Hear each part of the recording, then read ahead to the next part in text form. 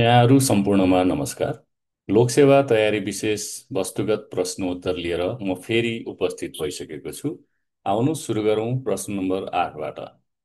प्रश्न नम्बर 8 यस प्रकार छ। सन् 2030सम्म डिजेल र पेट्रोलबाट चल्ने सवारी साधन प्रतिबन्ध गर्ने घोषणा गर्ने राष्ट्र कुन हो? र यसको उत्तर रहेको छ आयरल्यान्ड। क्वेसन नम्बर 9 यस प्रकार छ। प्रश्न नम्बर 9, भैरव पुस्तक 2082बाट सम्मानित हुने भैरव पुरस्कार 2082बाट सम्मानित हुने व्यक्ति को हुनुहुन्छ? र यसको उत्तर रहेको छ हास्य व्यङ्ग्यकार कृष्ण प्रधान। र यसको पुरस्कार राशि रहेको छ रु 1,11,111। भैरव व्यङ्ग्य पुरस्कार चित्रकलाकार हरिप्रसाद शर्मा, राशि रु 1,11,111 रहेको छ। त्यस्तै भैरव प्रतिभा पुरस्कार विवश पोखरेलले पाउनु भएको छ, जुन चाहिँ जसको राशि रु 51,111 रहेको छ। प्रश्न नम्बर 10मा जाउँ। दर्ता भएका ट्रेडमार्क कति अवधिभित्र प्रयोग नगरे खारेज हुने व्यवस्था रहेको छ? र यसको उत्तर हो 1 वर्षभित्र।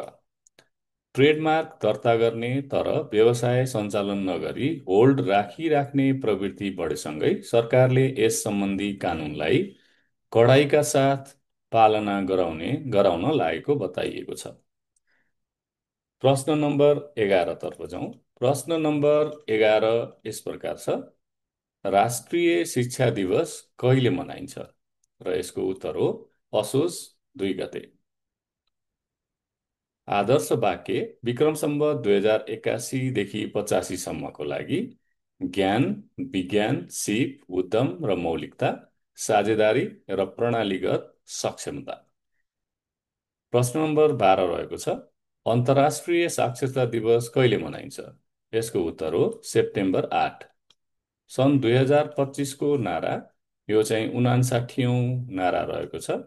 त्यो चाहिँ promoting literacy in the digital era, अर्थात् डिजिटल युगमा साक्षरताको प्रवर्धन भन्ने रहेको छ। प्रश्न नम्बर 13, विक्रम सम्वत 2082मा प्रदान गरिने पद्मश्री साहित्य पुरस्कारबाट सम्मानित हुने स्रष्टा को हुन्? र यसको उत्तर रहेको छ रमेश भुषाल र कृति रहेको छ छाल बाटो। पद्मश्री साधना सम्मान रमा शर्मा। पद्मश्री गौरव पुरस्कार प्राध्यापक डाक्टर अभि नारायण सुवेदी।